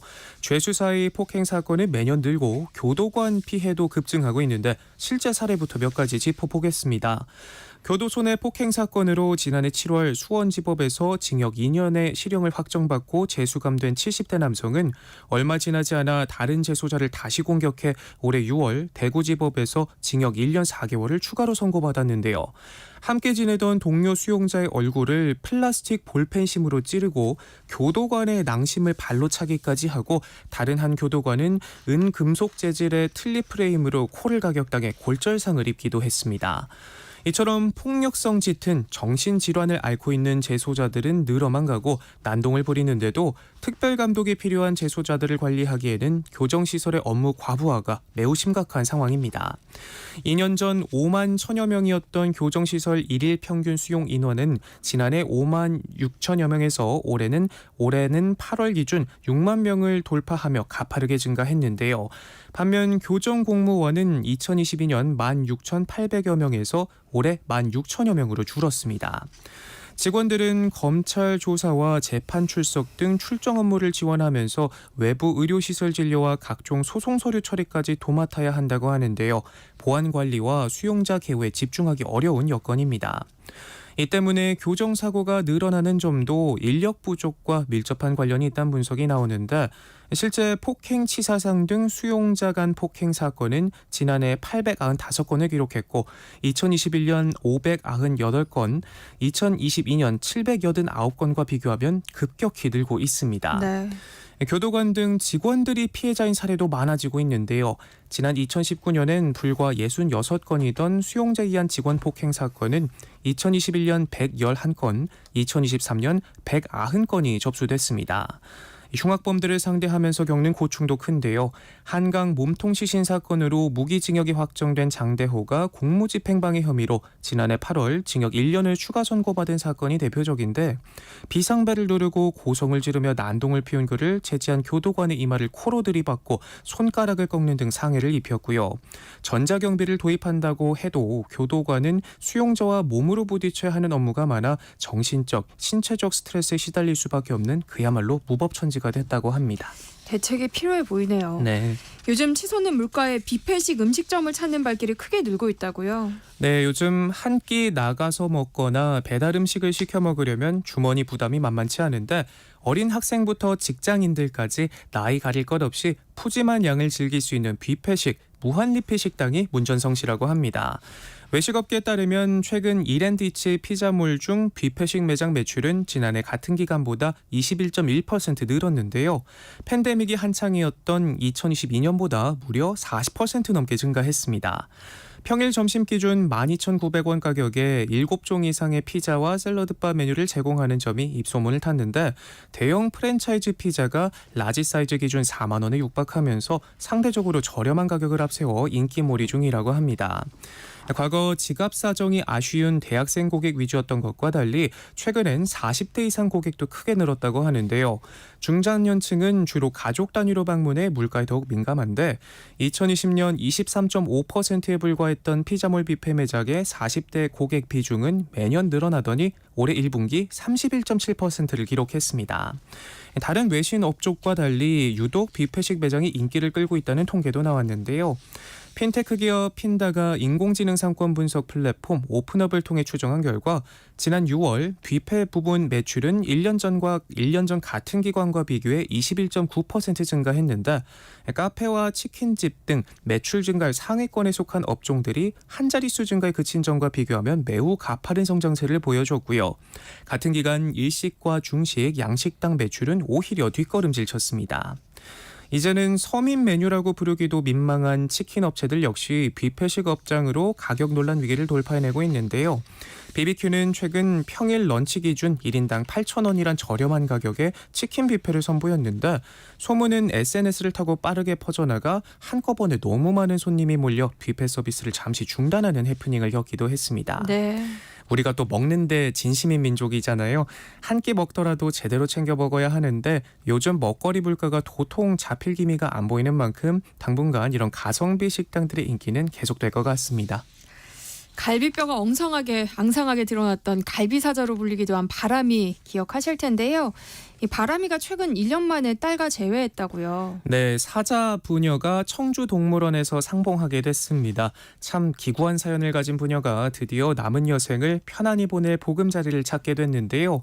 관리소홀로 심하게 말라 갈비사자로 불렸던 바람이가 청주동물원에서 건강을 회복하고 있었는데 이번엔 강릉에서 임시보호됐던 바람이의 딸 암사자가 청주로 오게 됐습니다. 네. 바람이와 합사는 중성화 수술과 적응 훈련 등을 거쳐 내년 3월쯤 이뤄질 예정이라고 하고요. 곧 들어서는 야생동물 보전센터에서 체계적인 건강관리도 진행된다고 합니다. 청주시는 조만간 딸 사자의 이름을 공모할 예정인데 벌써부터 부녀 사자에 대한 관심이 높아지고 있는데요. 세상의 모든 정보 청취자분들 중에서도 예쁜 이름 생각나는 분 계시다면 한번 응모해보시면 좋을 것 같네요. 네, 하프타임 뉴스 임선은 뉴스캐스터와 함께했습니다. 고맙습니다. 고맙습니다. 내일 점심 메뉴 추천. 귀로 듣는 푸짐한 지식 한 상 어떠세요? 세상의 모든 정보. 아나운서 전주리입니다. 네, 일터에서 억울한 일은 없어야겠죠. 알아두면 도움이 되는 노동법 이야기, 직장인을 위한 라디오 생존백서, 소나무 노동법률사무소 김효신 노무사와 함께합니다. 어서 오세요. 네, 안녕하세요. 오늘 어떤 주제로 이야기 나눠볼까요? 네. 이번 주 19일 날 통계청의 7월 고용 동향 발표에 따르면요. 15세생 취업자 수가 약 2,885만 명으로 1년 전보다 0.6% 증가했고 고용률은 약 64%에 이른다고 합니다. 그런데 우리가 청년층이라고 조사된 15에서 29세의 취업자 수는 21개월째 뒷걸음질하고 있거든요. 특히나 전체 청년층 한 800만 명 중에서 구직 의사가 없는 시어섬 청년이 44만 명 정도를 기록했고요. 39세로 확대하면 이 청년들은 약 73만 명까지 쉬었다는 응답이 나온다고 합니다. 이렇게 청년층이 근로할 의지가 꺾였다라는 이제 말들이 나오고 있는데 네. 누군가는 MZ 세대는 일하기 싫어한다는 근거 없는 말을 들기도 하지만 여기서 우리가 대기업이나 중소기업의 현실을 돌아보지 않을 수 없겠습니다. 채용 공고 때와 전혀 다른 일을 시키거나 부당한 지시가 있어도 참으라는 이런 말들을 주문하는 것은 여전히 맞지 않을 것이다. 그래서 여기에 한번 살펴보고요. 또 취업하기 위해서 회사에서 실시하는 요즘에 평판 조회를 많이 하게 되는데요. 과연 어느 수준까지 이뤄야지 정당한 건가 여기에 대해서 한번 얘기 나눠볼까 합니다. 그러니까 청년 실업률이 심각한데 또 심지어 일할 의지가 없는 쉬었다라는 비율마저 높다는 거잖아요. 왜 이런 현상이 나타나고 있는 거예요? 네, 모든 직장인들에게는 다 그렇겠습니다만 특히 MZ 세대들에게 근로 환경은 매우 중요하다는 문제로 다가옵니다. 경제자 총연합회가 21년도에 발표한 조사가 있는데요. 이때 MZ세대가 선호하는 기업은 일과 삶의 균형이 맞는 일자리, 그다음에 공정한 보상, 좋은 복지제도 등이 보장되는 곳이라고 했고요. 반면에 우리가 일반적으로 생각하고 있던 정년 보장이라든지 아니면 기업 개인의 발전 가능성, 기업의 네임밸류, 사회적 가치 실현 등은 하위권을 차지했다고 합니다. 이게 그렇지만 또 실제 중소기업이나 그보다 작은 규모 회사를 가보면 월급은 적고 근로시간은 길고 복리후생 제도는 거의 없고 또 채용 공고 때와는 다른 일을 시키며 해야 하는 불합리한 지시들이 난무하기도 하고요. 그 열악한 환경을 계속 버티기 힘들어서 조기 퇴사가 빈번하게 발생하고 있는 게 현실입니다. 실제로 채용 공고와 다른 일을 시키는 경우가 많아요? 네, 직장갑질 119라는 곳에서 만 19세 이상 직장인 1,000명 대상으로 설문 진행한 게 있는데요. 여기에서 응답자의 17.4%에 달하는 174명이 입사 전 제안한 조건, 그 채용 공고와 실제 근로 조건이 달랐다고 응답했다고 해요. 이걸 뭐 어떤 유형인지 보니까 오랜 기간 시험 준비해온 작은 회사의 격리로 취업했는데 채용 공고에 없던 화장실 청소까지 시키는 일이 있는가 하면요. 작년 22년 재작년 일이죠. 22년에 논란이 됐던 새마을 금고 사건을 보면 일부 지점에서 여성 직원들에게 점심시간마다 밥을 짓게 하고 뭐 냉장고 정리에 화장실 수건, 집에서 빨래 해오라고 했다는 일 역시 뭐 채용 공고와는 전혀 다른 업무 지시를 한 것들이 드러났습니다. 네, 오늘 라디오 생존백서 코너에서는 부당 업무 지시, 회사가 채용 공고와는 다른 일을 시킬 때 어떻게 대처해야 하는지, 또 기업의 평판 조회는 문제가 되진 않는 건지 이런 이야기 나눠볼 예정입니다. 관련해서 궁금한 점 있으신 분들 문자 보내주세요. 김효신 노무사가 확실한 조언해드리겠습니다. 참여하실 번호는 샵 9730번이고요. 짧은 문자 50원, 긴 문자는 100원의 정보 이용료 부과됩니다. 콩 게시판을 통해서는 무료로 참여하실 수 있으니까요. 많은 참여 부탁드립니다. 사실 직장 생활을 하다 보면 뭐 회사에서 막내라는 이유로 또 아니면 관행이라는 명분 아래 업무와는 관계 없는 일을 시키는 경우들이 많잖아요. 네. 대부분은 뭐 채용 공고에 없던 일일 텐데 정말 이래도 되는 걸까요? 먼저 이 채용 공고부터 면접 그다음에 근로계약에 이르기까지 이제 법적인 과정을 설명드리면 우선은 채용 공고는 이제 청약의 유인에 해당되고요. 응시한 것이 청약. 그래서 이 청약을 하면 상호 승낙에 의해서 입사를 하게 되는 거잖아요. 여기서 청약의 유인이라는 점에서 그러니까 채용 공고가 아직 구체화되지 않은 거예요. 이 구체화된 건 어떤 거냐 하면 우리가 일을 시작하기 전에 근로계약서라는 걸 작성을 하죠. 거기에서 근로조건을 서면화를 시키는데요. 거기 업무 내용란을 자세히 보면 주 업무 그냥 뭐 디자인이면 디자인 업무라고 정해놓고 부가적으로 기타 사용자가 지시하는 업무라든지 회사가 지시하는 업무라고 이제 기재해 놓게 됩니다. 그래서 여기에 따라서 기타에 아니면 회사가 지시하는 업무에 들어가게 되는 거죠. 이렇게 기재해 놓지 않더라도요. 회사가 그 직원을 어떤 특정한 직종에 만 뽑기 위해서 한정 채용하지 않는 이상 인사권을 통해서 다른 업무를 추가 부여하거나 다른 직종으로 발령할 수 있는 권한을 가지고 있는 것으로 봐야 됩니다. 그러면 인사권에 해당된다고 하면 화장실 청소 같은 부당한 업무 지시도 구말 없이 따라야 하는 거예요? 그건 아니겠죠. 사실 두 가지로 나눠서 봐야 될 텐데요. 이 화장실 청소 같은 지시가 어떤 징벌적인 제재로서 화장실 청소를 지시했다고 하면 이거는 분명히 부당한 처분이 될 수 있어서요.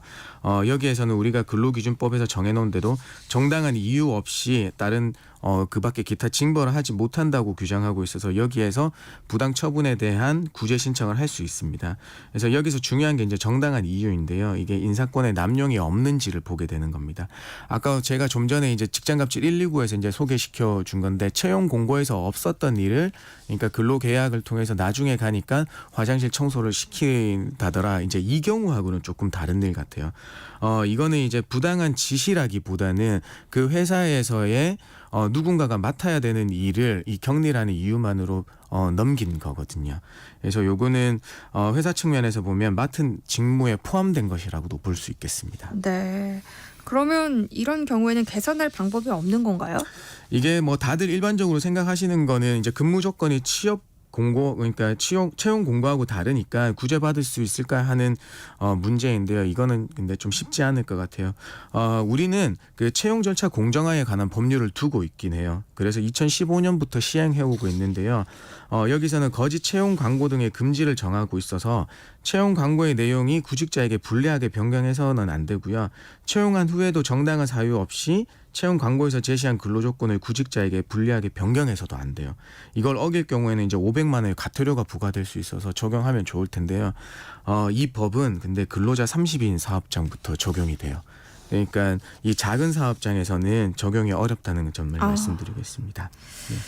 많은 직장인들이 상사의 업무 지시가 불합리하거나 좀 이상한 방향으로 흘러서 좌절하기도 하고 스트레스도 받잖아요. 근데 이런 업무 지시에 대해서 구제받을 수 있는 방법은 없는 거예요? 맞습니다. 요즘에는 이제 직장 내 괴롭힘 금지법이 약 5년 차에 이르고 있는데요. 여기에서 굉장히 많은 논란들이 펼쳐지고 있긴 해요. 그래서 여기서 구분해야 될 것이 본인과 상사의 의견 차이로 발생하는 개인적으로 느끼는 불합리한 것인지 아니면 상사의 지시가 사적 이익 추구를 위한 것이나 지휘 권한을 남용한 것 또는 규정의 위반 또는 업무 본래 취지와 전혀 맞지 않는 것인지를 한번 살펴봐야 돼요.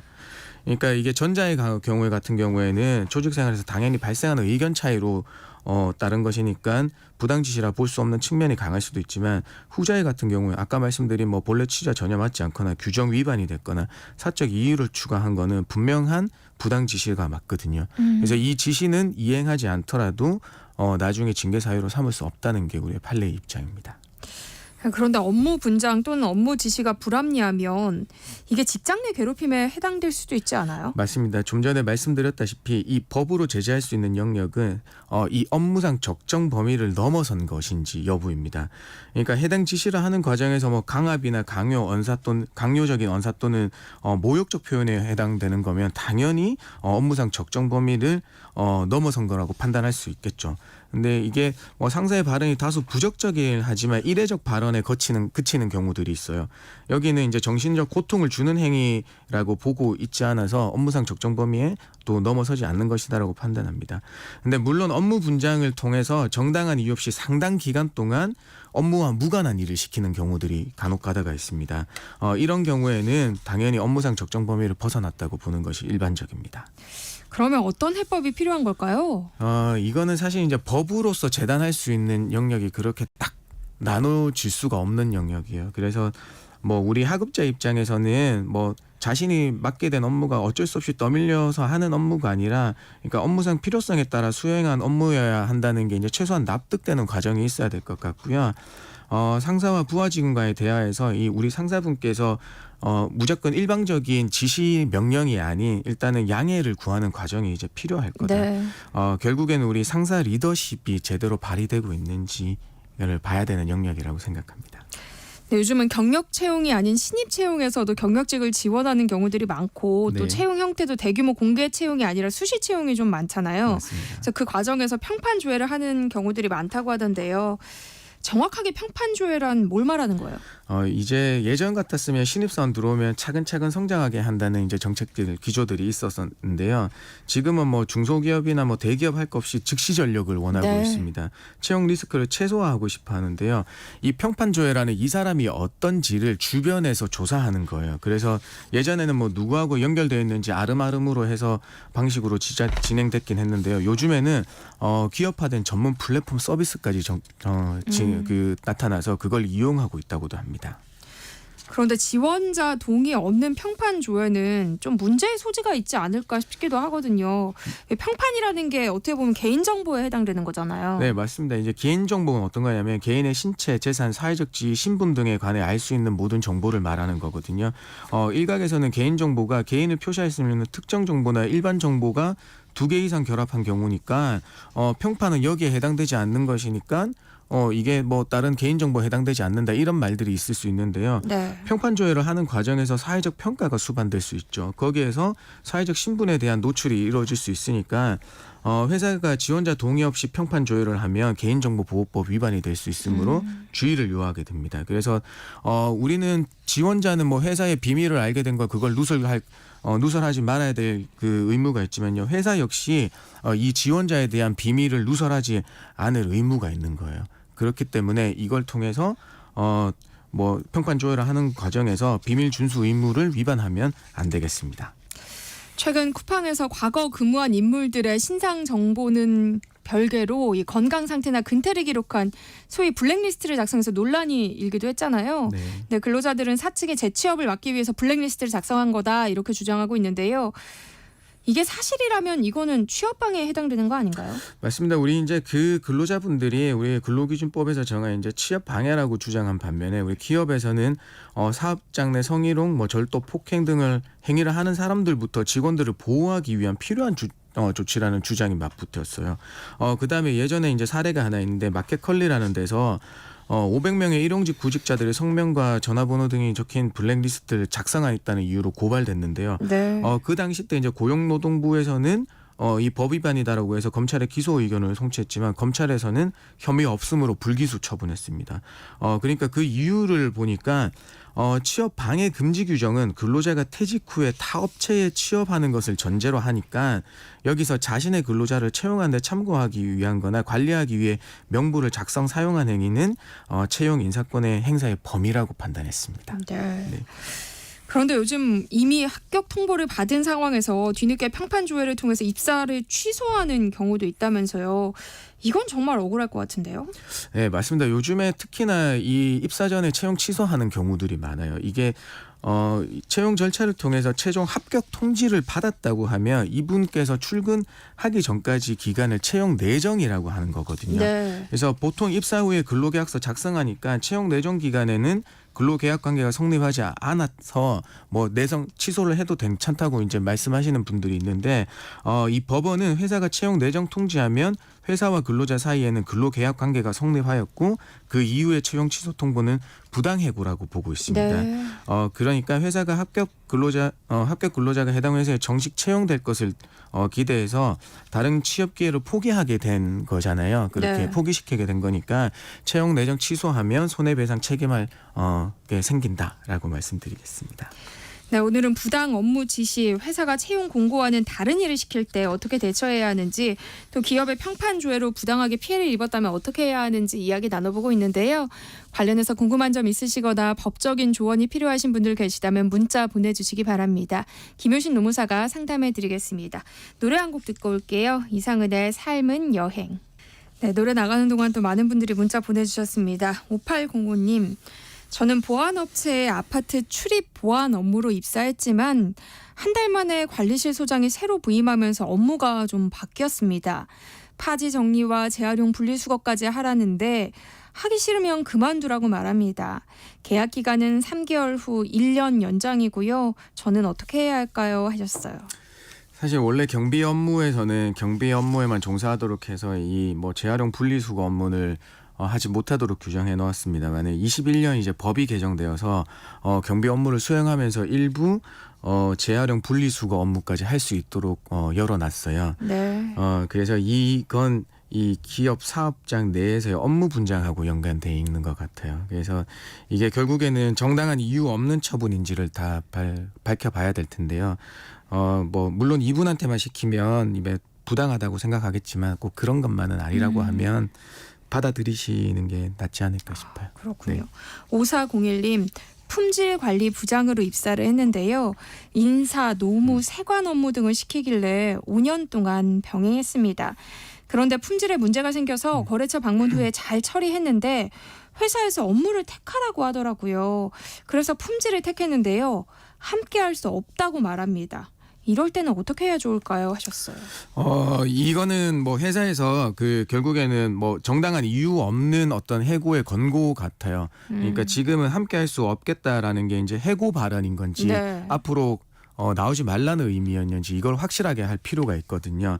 그래서 이게 만약에 결국에는 품질을 택했는데 뭐 그러면 안 된다, 해고한다라는 이제 의사 표시가 확실하게 확인되면 이분은 실질적으로는 부당해고 구제 신청을 하실 수 있을 것 같아요. 5년 동안 그 회사에서 하라는 업무들 다 해오셨는데 품질 업무도 잘 처리됐지만은 내가 그럼 품질 업무를 해보고 싶다고 의견 표현을 한 것뿐인데 할 수 없다는 얘기를 한 거는 네. 뭔가 석연치 않잖아요. 네. 그래서 정당한 이유가 보이지 않거든요.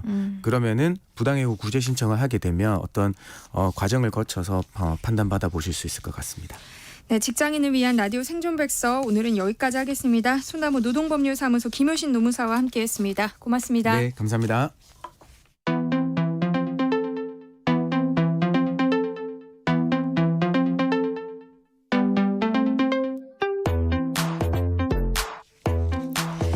네, 매주 수요일 세모정 담당 PD가 직접 체험한 세상의 모든 트렌드를 알려드립니다. 오늘은 주하영 PD와 함께하겠습니다. 어서 오세요. 안녕하세요. 네, 주하영 PD가 우리 프로에 온 지 얼마 안 됐어요. 청취자 여러분께 먼저 간단하게 자기소개 부탁드립니다. 네. 저는 세모정 막내 PD고요. 예전에 나왔던 장소민 PD랑 동기예요. 네. 그래서 라디오 센터 전체의 또 다른 막내입니다. 잘 부탁드립니다. 젊은 피입니다. 오늘 주 PD가 가져온 오늘의 주제 뭐예요? 제가 지금 생방송이 처음이거든요. 그래서 네. 굉장히 걱정을 많이 했어요. 그래서 이제 제가 긴장하는 모습을 보고 우리 선배님이랑 또 밖에 작가님들이 막 엄청 많은 주제를 던져주셨는데 그 중에서 제가 고른 주제는 바로 레트로 열풍입니다. 네. 네, 레트로라는 단어를 들으시면 다들 아마 익숙하실 것 같아요. 근데 정확한 의미를 전해드리고 싶어서 조금 찾아봤는데요. 레트로라는 그 언어의 경우는 보통 패션이나 음악 같이 명사 앞에 붙는 접두사로서 유행이 예전으로 돌아간다라는 의미로 사용을 많이 하시는데요. 원어가 추억이라는 뜻의 영어 레트로스펙트의 준말이라고 합니다. 그래서 과거의 모양으로 돌아가거나 과거의 모양들을 본보기로 삼아서 쫓아하는 것들을 통틀어 이르는 말이라고 해요. 그래서 쉽게 생각하면은 과거의 기억을 그리워하면서 그 시절로 돌아가려는 흐름 자체가 레트로다라고 생각하시면 될 것 같고요. 저희에게 더 친근한 단어로서는 복고풍이라고 할 수가 있겠습니다. 생방송 첫 출연이라는 게 믿기지 않아요. 너무 편안하게 잘하고 있는데요. 지금 초긴장 상태입니다. 평소랑 좀 다른 모습이에요, 여러분들. 아, 정말요? 화장도 예쁘게 하고 옷도 예쁘게 입고 왔습니다. 네, 방송에 나가려면. 특별히 이 레트로 열풍을 주제로 선정한 이유가 있어요? 사실 레트로라는 개념 자체가 다들 너무 익숙한 단어이실 텐데 말 그대로 과거의 유행이 돌아오는 것 자체가 레트로인데 최근 들어 이 레트로 경향이 확장이 되면서 새로운 개념인 뉴트로나 힙트로 같은 단어들이 등장을 했어요. 먼저 뉴트로 같은 경우에는 새로운이라는 뜻의 뉴 그리고 레트로를 합친 신조어인데요. 복고를 새롭게 즐기는 경향을 의미를 하고요. 네. 기존의 레트로라는 개념이 단순히 과거를 그리워하면서 과거에 유행했던 것들을 다시 꺼내서 그 향수를 즐기는 것이라면 뉴트로는 같이 과거의 것인데 실제 이것을 즐기는 계층들에게는 마치 새로운 것을 즐기는 것처럼 느껴진다. 이런 의미를 담고 있습니다. 보통 저희가 패션에 대해서 말할 때 유행이 돌고 돈다라고 많이 하시잖아요. 네. 그래서 뭐 최근에 유행하는 옷들 보면 과거에 90년대에 유행하던 옷들이랑 비슷한 것처럼 과거의 유행이 주기적으로 돌아오곤 하는데 실제로 이 돌아온 유행을 즐기고 누리는 사람들, 그러니까 현재 유행하는 예전 시대 스타일의 옷을 입는 사람들이 대표적으로 1990년대 중반에서 2010년대 초반 사이에 태어난 세대, 젠지 세대라고들 하죠. 네. 이 세대에게는 이 유행 자체가 처음이기 때문에 새롭다 이런 의미라고 보시면 되겠고요. 또 힙트로라는 용어는 뉴트로에서 한 단계 더 진화를 해서 복고를 최신 유행으로 즐기는 것을 의미하는데 힙하다라는 표현 아시죠? 힙하다라는 표현이 남과는 다른 자신만의 개성과 감각, 신선함 이런 것들을 뜻하는데 과거에 유행했던 형태의 문화를 현대적인 버전으로 재해석해서 유행을 주도하는 경우 이거를 힙트로라고 말한다고 합니다. 뭐 예를 들어서 뭐 로고가 엄청 큰 티셔츠라든지 이제 요즘 품이 넉넉한 팬츠들이 유행을 하는데 이런 것들이 여기에 해당을 하고요. 옛날 감성과 트렌디함을 동시에 느낄 수 있다는 것이 특징입니다. 그래서 이렇게 레트로를 현재의 방식으로 재해석해서 즐기는 문화가 최근 급부상하고 있기 때문에 여기서 소개할 만한 트렌드가 아닌가 해서 선정을 해봤습니다. 그럼 이 레트로를 우리 주변에서 손쉽게 느끼고 체험할 수 있는 방법이 있어요? 네, 저희가 체험 삶의 현장이라는 코너에서 계속 뭐 익스트림 스포츠나 용기 내 챌린지 같이 다양한 활동을 소개해드리고 있는데요. 이것처럼 젠지들이 뭔가를 직접 현장에서 체험하는 것을 굉장히 즐기기 때문에 레트로함을 직접 온몸으로 느껴볼 수 있는 공간들이 많은 사랑을 받고 있고 어떤 공간들이 있는지 제가 소개를 좀 드려보도록 하겠습니다. 아무래도 저희가 친구를 만나거나 뭐 데이트를 하거나 할 때 가장 많이 하는 게 먹는 거잖아요. 그쵸? 그래서 아무래도 레트로 공간 역시도 대부분이 식당이나 뭐 카페 아니면 뭐 술집 같은 그런 공간들로 구성이 되어 있는데 식당 같은 경우에는 대표적으로 포를 들 수 있을 것 같아요. 몇십 년 전부터 한 곳에서 장사를 해온 칼국수집이라든지 뭐 수육 족발집이라든지 하는 곳들이 이제는 더 이상 중장년층의 단골집 만이 아니라 젊은 세대들이 몰려들어서 매일 웨이팅을 해야 하는 장소로 거듭나고 있습니다. 또 실제로 오래 영업을 하진 않았지만 레트로한 컨셉으로 운영하는 냉동 삼겹살집 아시죠? 요즘 최근에 큰 인기를 몰고 오면서 비슷한 종류의 식당이 우후죽순 생겨나기도 했고요. 또 가맥집이라고 아세요, 선배님? 뭐예요? 네, 가맥집이라는 것이 있는데 가게 맥주의 줄임말이에요. 그래서 일반 작은 슈퍼나 가게에 탁자 몇 개를 놓고 북어포나 오징어 같이 간단한 안주랑 함께 맥주를 즐길 수 있는 집을 가맥집이라고 하는데 몇 년 전에 전주에 있는 가맥집 거리가 조금 뭔가 풍성한 안주들로 인기를 많이 얻었었어요. 근데 전주뿐만이 아니고 서울 곳곳에도 이러한 가맥집들이 있어서 뭐 라면이나 계란말이 같이 투박하게 엄마가 집에서 해주는 듯한 그런 안주들로 많은 사랑을 받고 있고요. 또 을지로 일대에는 땡땡호프라는 이제 이름의 옛날 스타일 호프집들이 굉장히 많은데 네. 야외에 테이블이나 탁자를 펴놓고 영업을 하는데 금요일 저녁에 방문하면 젊은이들이 막 발 디딜 곳 없을 정도로 인기를 누리고 있습니다. 전 좀 신기하네요. 저 같으면 이게 예전 추억을 되살리게 하는 네. 추억의 장소 같은 건데 이 젊은이들한테는 뉴트로가 되는 거잖아요. 네, 완전 새로운 풍경이 되는 거죠. 주로 노포같이 오래되고 좀 투박한 곳들이 많은 거네요. 네. 하지만 이런 친숙한 분위기에 세련된 뭐 소위 말하는 아까 말씀드렸던 힙함을 더한 장소들도 많이 있습니다. 대표적으로는 LP바를 말씀드릴 수 있을 것 같은데요. 실제로 저는 예전에 가본 적은 없는데 예전에 떡볶이집 같은 데서 이제 신청곡을 종이에 적어서 내면 DJ가 직접 그 LP를 찾아서 틀어주는 문화가 있었다고 하는데 혹시 아시나요? 아, 알죠. 아, 정말요? 저는 직접 경험해 본 적은 없는데 이런 문화가 최근에 다시 돌아와서 카페나 바 같은 곳에 음악 담당하는 DJ가 있고 예전과 같은 방식으로 쪽지에 신청곡을 적어서 내면 해당하는 LP를 찾아서 신청곡을 틀어주는 장소가 늘어나고 있어요. 그래서 이런 장소에서 중고 LP를 직접 구매할 수 있는 경우도 있고요. 저 같은 경우도 예전에 LP 카페에 한번 가서 이렇게 신청곡을 적어서 낸 적이 있는데 특이한 점이 신청받은 신청받은 곡이 LP에 없으면 유튜브로 검색을 해서 빔 프로젝터로 쏴주시더라고요. 이렇게 레트로지만 새로운 방식을 결합해서 세련된 힙함을 더해주는 것이 요즘의 문화라고 합니다. 이 외에 아날로그 필름을 현상할 수 있는 사진 현상소라든지 8, 90년대 유행했던 옛날 다방 같은 장소들도 있습니다. 또 아예 레트로한 거리를 세트장처럼 재현해둔 장소도 있대요. 서울 삼청동에 위치한 국립민속박물관에서는 7080 추억의 거리를 조성해서 옛날 뭐 문구점이나 슈퍼, 분식집 이런 것들을 생생하게 재현해 두었다고 하니까 기회가 되시면 가족들과 함께 방문해 보시는 것도 좋을 것 같습니다. 그러니까 국립민속박물관을 포함해서 서울 곳곳에 이렇게 많은 레트로 문화 공간들이 있을 텐데요. 주피들도 갔어요? 네, 제가 이번에 준비를 하면서 뭐 한 번 더 가보긴 했는데요. 혹시 힙지로라고 아시나요? 힙지로? 들어봤어요. 근데 아직 가보진 못했어요. 네, 힙지로라는 것이 그 을지로 입구에서 을지로 3가 4가에 이르기까지 그 을지로 일대 구석구석에 소위 힙하다는 레트로풍 공간들이 많이 있어서 힙지로라고 많이들 부르시는데요. 제가 초반에 언급했던 뉴트로, 힙트로의 실체 현장이라고 보실 수가 있겠습니다. 실제로 제가 이 주제로 체험을 해보겠다고 하니까 제 친구들이나 저희 작가님들께서 추천해준 장소들이 거의 다 을지로 지역에 위치를 하고 있더라고요. 그래서 이 을지로 지대에 모여있는 레트로 공간의 특징들이 있다면 진짜라는 겁니다. 아까 말씀드렸듯이 최근에 레트로가 인기를 끌면서 실제로 신장 개업하는 업소인데 레트로 컨셉을 잡아서 운영하는 가게들도 많이 있는데요. 물론 뭐 이런 장소에서도 조금 그런 분위기들을 충분히 즐기실 수 있지만 을지로 같은 경우에는 실제로 몇십 년 동안 영업을 한 노포들의 비중이 높아가지고 컨셉이 아닌 실제 과거의 느낌을 물씬 느껴볼 수 있는 부분이 굉장히 특별하다 라고 생각을 해서 저도 을지로에 있는 레트로한 장소 하나를 방문을 했는데 을지로 3가와 4가 사이에 위치한 한 다방을 직접 방문을 해봤습니다. 실제로 가보니까 정말 쌍화차, 뭐 오미자차 뭐 이런 것들을 파는 진짜 몇십 년 전부터 운영해오던 다방이었고요.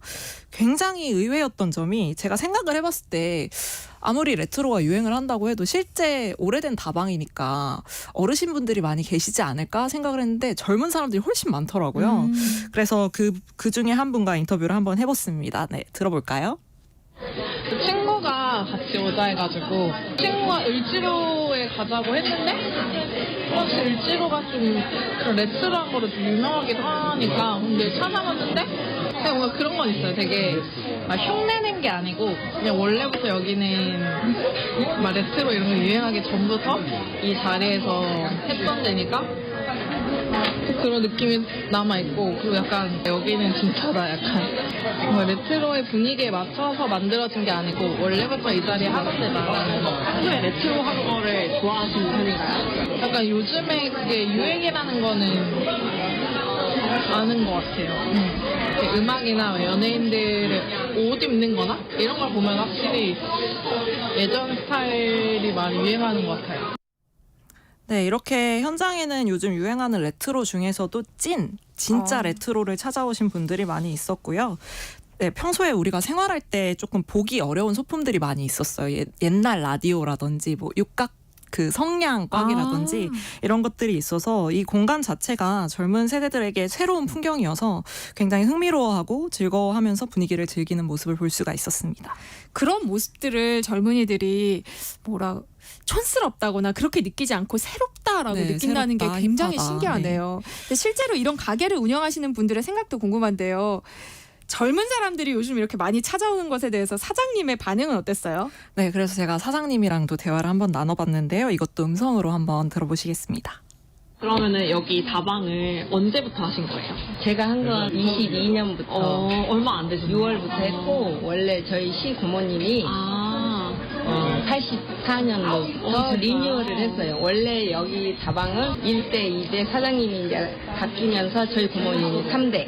근데 지금은 아예 젊은 친구들의 이렇게 만남의 장이 되었어요. 젊은 친구들이 이렇게 오고 이러는 게 좋은 그런 효과로 뭔가 작용하신 거예요? 그럼요. 젊은 친구들하고는 되게 좋아요. 같이 일하는 게 되게 편하고 젊은 친구들하고 하는 게 참 즐겁고 행복하더라고요. 길을 받기도 하고 에너지가 되고 참 좋아요.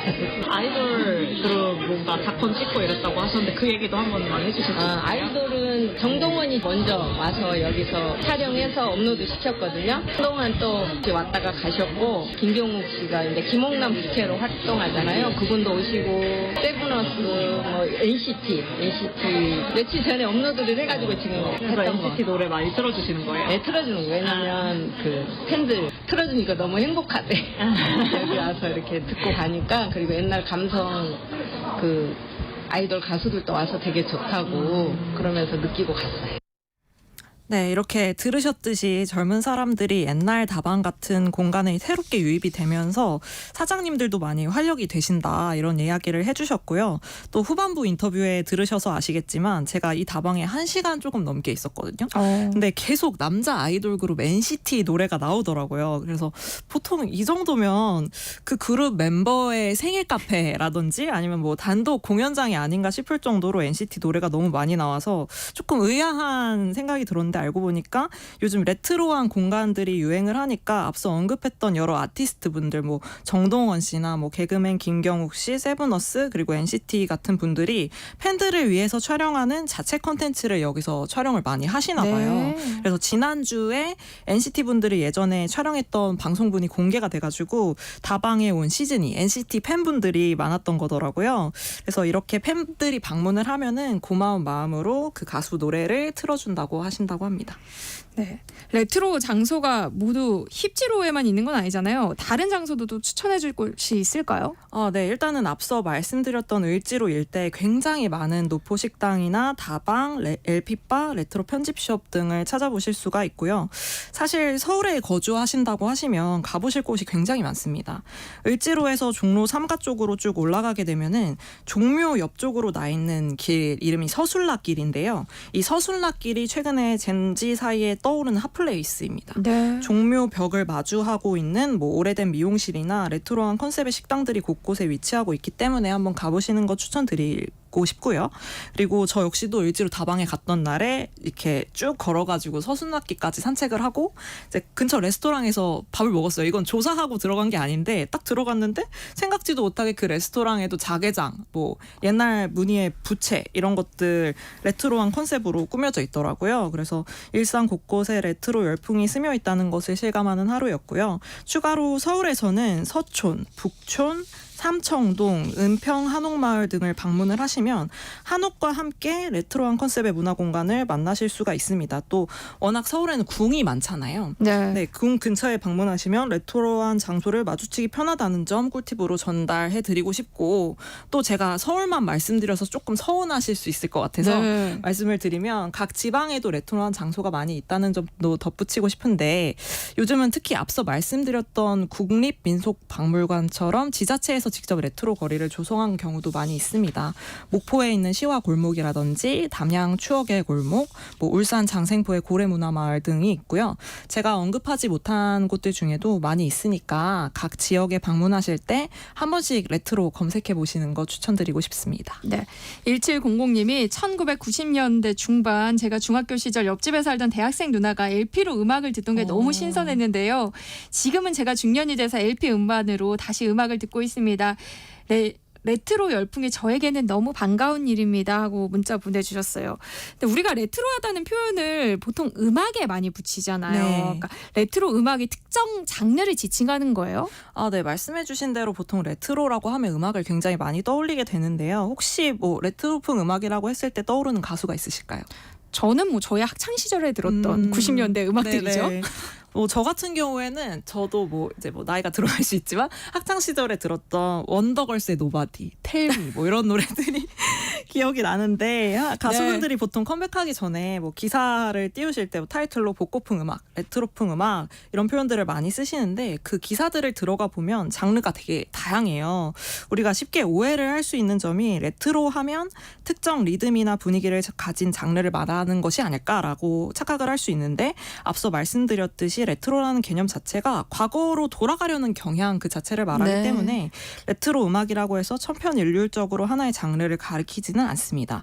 예를 들어서 저는 복고풍 하면 원더걸스의 노바디가 떠오른다고 말씀드렸는데 꼭 그 장르뿐만이 아니라 트로트나 락, R&B 같은 다양한 장르에서 예전의 느낌을 발췌를 해온다면 모두 레트로 음악이라고 할 수가 있고요. 관련해서 제가 대중음악 평론가 황선업 씨의 이야기도 한번 들어봤습니다. 레트로라는 것이 특정 시대의 음악을 지칭한다기보다는 과거의 유행을 그대로 가져온 콘텐츠 혹은 최근의 트렌드와 융합해서 재창조된 콘텐츠 전반을 일컫는 용어에 가깝다고 생각합니다.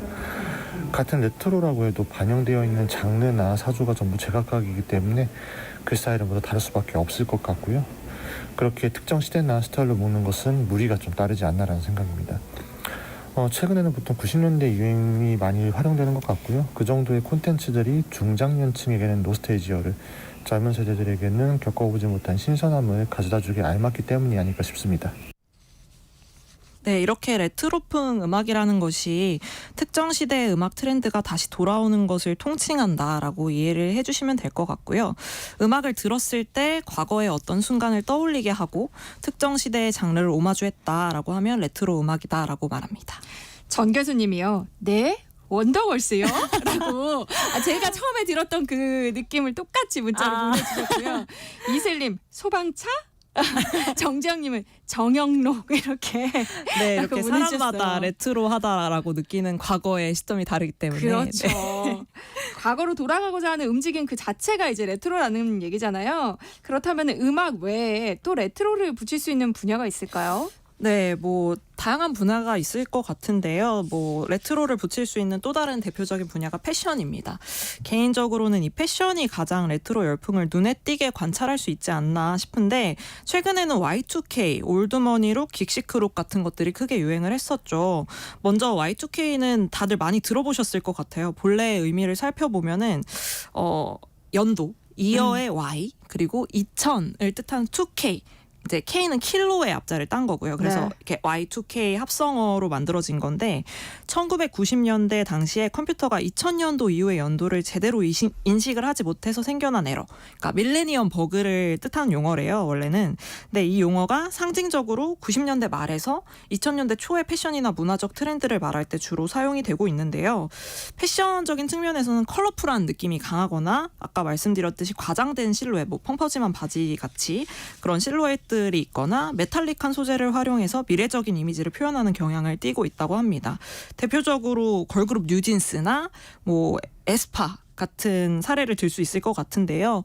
지금 보이는 라디오에 띄워져 있는지 모르겠지만 이런 아이돌 가수들의 의상뿐만 아니라 젠지들 사이에서 평상복으로도 많이 사랑을 받고 있습니다. 근데 이렇게 젊은 층에 열광하는 레트로, 이른바 뉴트로 현상이 일어나는 특별한 이유가 뭘까요? 네, 다양한 분석이 있는데 간단히 말하자면 이 레트로함이 젊은 세대들에게 새로움으로 다가오기 때문이라고 볼 수 있겠고요.